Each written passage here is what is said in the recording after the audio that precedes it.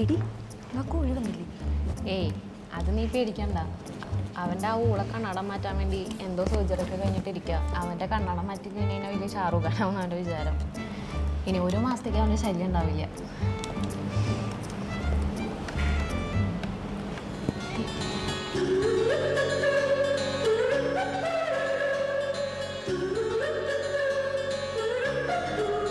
Hi beauties, what's up? Miss me?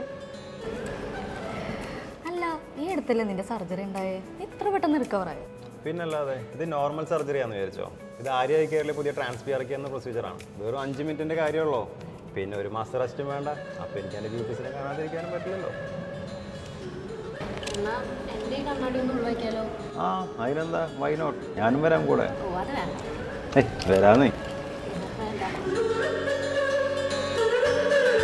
Arya care super speciality eye hospital, Thrissur, Cherpu, Kunnamkulam.